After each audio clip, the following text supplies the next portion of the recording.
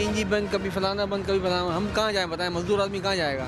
हमारे मुल्क की गैस होगी हमें ना मिले तो हमें इस मुल्क में क्या देखें, इस हुकूमत का क्या फ़ायदा हमें?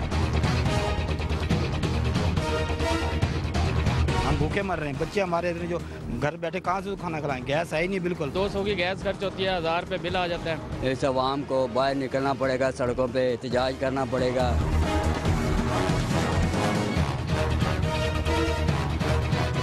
गैस महंगी, पेट्रोल महंगा और हमारे लिए रोज़ी कमानी मुश्किल हो गई है। फैक्ट्री के मालिकान ने हमें बता दिया कि आपने कल से ड्यूटी पे नहीं आना। हम रोए नहीं तो किधर जाएं? बिजली है कोई नहीं, पानी है कोई नहीं, गैस है कोई नहीं। हम इन हुक्मरानों से क्या खुशियाँ महसूस करें? बिस्मिल्लाहिर्रहमानिर्रहीम, अस्सलाम वालेकुम नाज़रीन, मैं हूँ आसमा शराजी। प्रोग्राम है फैसला आपका। मुनीर नियाजी ने कहा था, कुछ उंजवी रामा औखियां सन, कुछ गल विच गम दा तौक वे सी, कुछ शहर दे लोग भी जालिम सन, कुछ सानू मरन दा शौक भी सी। कुछ इसी तरह की सूरत हाल पाकिस्तान की पॉलिटिक्स में और पाकिस्तान के हालात पर नज़र आ रही है। एक तरफ शदीद मुआशी बहरान है जो कि इस वक्त जारी है। पाकिस्तान के अंदर रेलवे, PIA, दीगर इदारे बिल्कुल बर्बाद हो चुके हैं। आज सुबह से रावलपिंडी मैदान जंग का मंजर पेश कर रहा है। मरी रोड बिल्कुल बंद है। इस्लामाबाद को आने और जाने वाले तमाम रास्ते बंद हो चुके हैं क्योंकि एहतजाज है ट्रांसपोर्टर्स का। इसके साथ साथ आज पेशावर में भी लाठीचार्ज हुआ। इसके बाद आज जो लाठीचार्ज फैसलाबाद में भी हुआ है।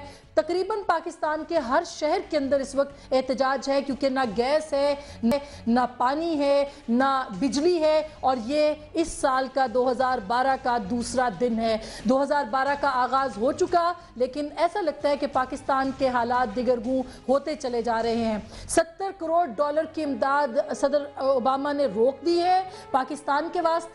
और उसके साथ साथ मेमो गेट के ऊपर भी जो अपडेट्स हैं वो ज़्यादा आना शुरू हो गई हैं। कमीशन ने अपनी इंक्वायरी का आगाज़ करना शुरू कर दिया है। आज इजलास में मंसूर एजाज को तलब कर लिया गया है। इसके साथ साथ ब्लैकबेरी जो कंपनी है उसको भी डेटा प्रोवाइड करने का हुक्म दे दिया गया है। और हुसैन हक्कानी की बतौर सफ़ीर जितनी भी मुलाकातों का रिकॉर्ड है वो भी पेश करने का हुक्म दे दिया है। दूसरी तरफ जनाब नवाज शरीफ साहब आज कराची पहुँचे और उन्होंने कराची पहुंचने पर पाकिस्तान में आम इंतखाबात का ऐलान भी किया है। अब देखना यह है कि ये सारी सिचुएशन जो एहतजाज है, जो जलसे हैं, जो जुलूस है, क्या ये पाकिस्तान के एक ख़ास मोड़ पर आ चुके हैं और पाकिस्तान के नाजुक तरीन दौर से इस वक्त ये मुल्क गुजर रहा है? क्या ये अब डिसाइसिव मोमेंट है, फैसला कुन मराहिल है पाकिस्तान की हुकूमत के वास्ते कि क्या ये हुकूमत जो है इससे ज़्यादा सर्वाइव कर सकती है या नहीं, या गिरती हुई हुकूमत को किसी और धक्के की ज़रूरत भी है जो कि जल्द ही मिल जाएगा? ये वो सारे सवाल हैं। और मोहतरमा आसमा जहांगीर जो कि हुसैन हक्कानी की वकील थी, उनका ये कहना है कि हुकूमत का जाना ठहर गया है, लिहाजा वो इस मुकदमे को नहीं लड़ सकती। क्या वाकई हुकूमत का जाना ठहर गया है? क्या वाकई हालात उस नहज पर पहुंच चुके हैं कि खैर बात कह दिया जाए हुकूमत को? हम इसी मसले के ऊपर बात करेंगे आज। इस बढ़ते हुए हिजान, इस बढ़ते हुए अनारकी और इस बढ़ते हुए मुआशी बहरान के अंदर ये मेमो गेट स्कैंडल जो है ये पाकिस्तान के लिए क्या मौके लेके आ रहा है, क्या अंजाम इसका होने जा रहा है, क्या इसका क्लाइमेक्स होने जा रहा है? क्योंकि 4 हफ्ते के अंदर अंदर इस कमीशन को रिपोर्ट पेश करना है। मैं बहुत बहुत खुश आमदीद कहती हूँ। मेरे साथ मौजूद हैं मुल्तान से जनाब मखदूम जावेद हाशमी साहब, मेरे बहुत मोहतरम पाकिस्तान तहरीक इंसाफ से अब इनका ताल्लुक़, और जितना शुक्रिया इनका मैं अदा करूँ कम है। उनके साथ साथ अवामी मुस्लिम लीग के सरबराह मेरे बहुत मोहतरम जनाब शेख रशीद अहमद साहब मुझे ज्वाइन करेंगे लाहौर से। और लास्ट बट नॉट लीस्ट मेरे बहुत मोहतरम उस्ताद जनाब इफ्तिखार अहमद साहब मुझे लाहौर स्टूडियो से ज्वाइन कर रहे हैं। बहुत बहुत शुक्रिया सर आपकी तशरीफ़ आवरी का। और मैं सबसे पहले गुफ्तगू का आगाज़ हाशमी साहब आपसे करना चाहूँगी। आपको क्या लगता है कि हुकूमत का जाना ठहर गया है और हर तरफ से एक मोमेंटम बन रहा है जो कि किसी भी क्लाइमेक्स तक पहुँच सकता है, वो क्या हो सकता है? शुक्रिया। मैं इसमें आसमा आपने बड़ा उसका एक वाज़े नक्शा खींचा है। मैं मुल्तान में बैठा हूँ 2 घंटे से, सुबह से शहर से बाहर जाना चाहता हूँ, नहीं जा सकता। शहर के अंदर फिरना चाहता हूँ, नहीं फिर सका। एक तरीके से पूरा मुल्क जो है वो सरापे एहतजाज बना हुआ है और ये रियल मसाइल हैं जिसका कौम आज सामना कर रही है, न गैस है, न पानी है, न बिजली है, और न इसको फराहम करने की जिम्मेदारी पीपल्स पार्टी लेने को तैयार है और इसका कोई हल तलाश किया जा रहा है। तो जब हुकूमत वक्त ये कर रही हो तो फिर उसके साथ साथ जैसे आपने कहा कि ये महबूब का मसला आ गया और बहुत सारे मसाइल जो हैं वो खड़े हुए हैं और उसमें हमारी हुकूमत को परवाह भी नहीं है। वो मरकज़ी हो या सूबाई हुकूमतें हों, वो जिम्मेदारी महसूस ही नहीं कर रही। और कराची में भी आज बहुत सारा एहतजाज भी हुआ है। तो इसलिए मैं समझता हूँ कि वक्त आन पहुँचा है, डिफाइनिंग मोमेंट है, एक वक्त आन पहुँचा है कि ये वज़ीर आज़म साहब जो हैं इस पार्लियामेंट को खुद ब खुद अलविदा कहें, वरना ये इसको अगर किसी धमाके से, किसी दबाव से, किसी जुडिशल ऑर्डर से, किसी एडमिनिस्ट्रेटिव ऑर्डर से ये अगर सारा सिस्टम समेटा गया तो पाकिस्तान के वजूद पर एक और वो दाग होगा जिसको धोने के लिए फिर 40 साल चाहिए होंगे। इनको चाहिए कि पाकिस्तान की मुहब्बत वतनी का ये तकाजा है कि ये अपने ओहदे छोड़ दें, वज़ारत आला या वज़ारत उज़्मा को ये अहमियत ना दें, ये पाकिस्तान के हालात को अहमियत दें, पाकिस्तान के अवाम को अहमियत दें। गरीब जो हैं वो भाग रहे हैं, बेचारों को कोई जगह नहीं मिल रही, और जो बड़े लोग हैं उनको भी कोई जाए पनाह मिलेगी नहीं। मैं ये चाहता हूँ कि ये इंतखाबात का ऐलान करके पार्लियामेंट को फौरी तौर पर तोड़। जी, ये हाशमी साहब बिल्कुल आपका मुतालबा ये बजा है और यही मुतालबा आज नवाज शरीफ साहब ने भी किया है। शेख साहब, आपका शहर जो कि रावलपिंडी है, आज उसको तमाम जाने वाले रास्ते बंद हैं और पिंडी में जब एहतजाज होता है तो लोग ये कहते हैं कि ये एहतजाज इसके पीछे कुछ ना कुछ है और अब शायद इसका कुछ नतीजा भी निकल आएगा। तो क्या आप ये इस बात को दुरुस्त मानते हैं? और दूसरी बात, मेमो गेट के ऊपर आपका बड़ा क्लियर स्टांस है, क्या आपको लगता है कि मेमो गेट ही इवेंचुअली इस हुकूमत के जाने का सबब बनेगा? ये फैसला करना कि मेमो गेट बनेगा या एनआरओ बनेगा या आवाम बनेंगे, मैं पहले दिन से कह रहा हूँ आवाम बाहर निकलें और वो निकल आए हैं। और मैं भी जुमे की नमाज के बाद कॉल दूंगा हड़ताल की रावलपिंडी में तमाम लोगों को, क्योंकि असम्बलियाँ नाउमीद कर बैठी हैं, लोगों ने हालात को बहुत ख़राब कर दिया है।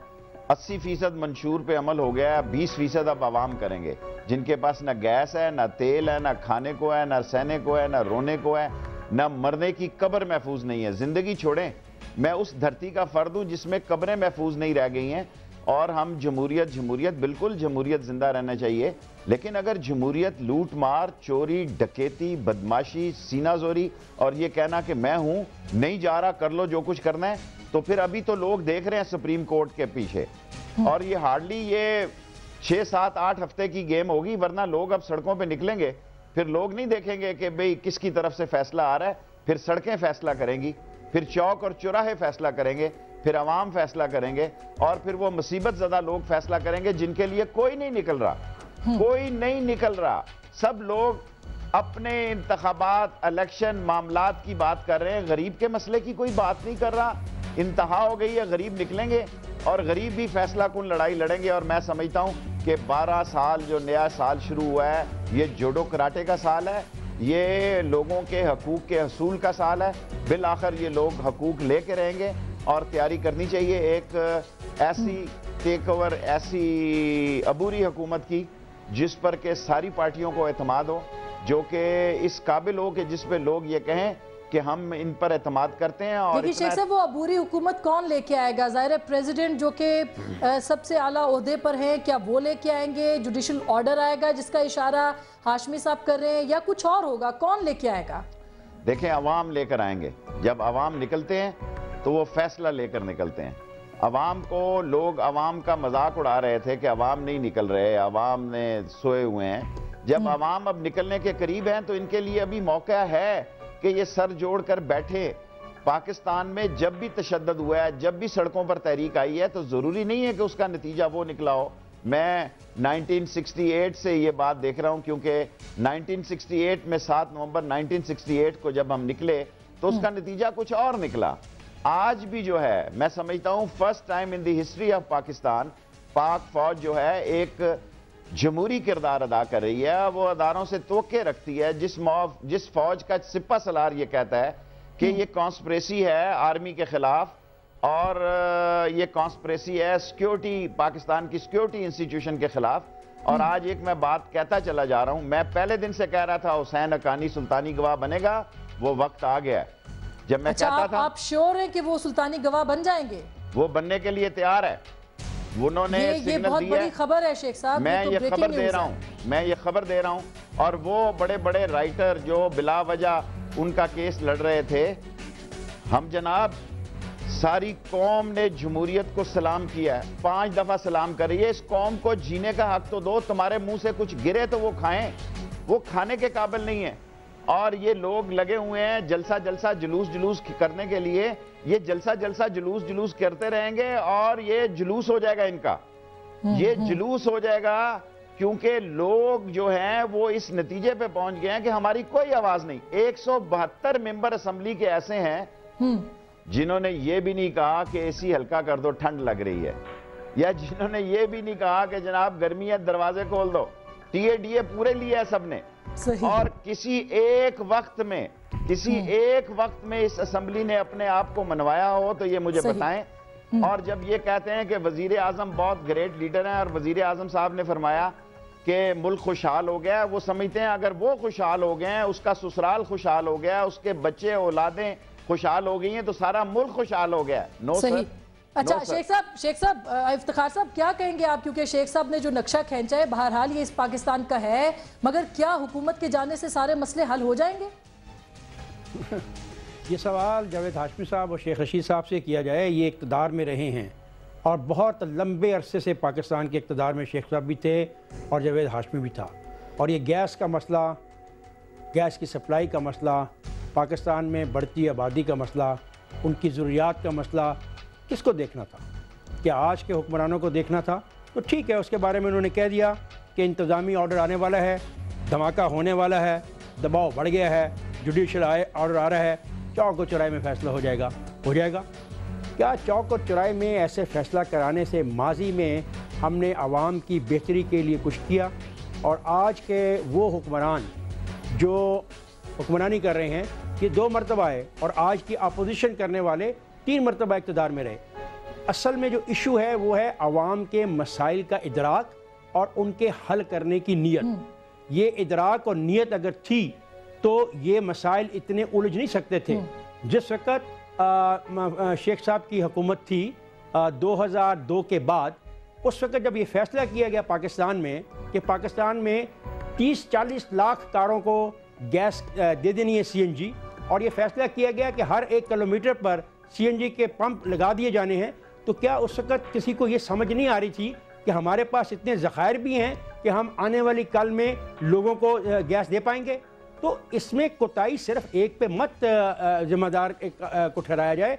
हम बहसियत कौम जो हैं वो कसूरवार हैं कि हमने कभी इस बात का अंदाज़ा नहीं किया आने वाली कल क्या है। हम आज में जीते हैं और आज में ज़िंदा रहना चाहते हैं। हम कल की बात नहीं कर रहे। कल की बात सिर्फ हम एक करते हैं कि हम कल इक़्तिदार में बैठे हों और मौजूदा हुक्मरान इक़्तिदार से बाहर निकल जाएं।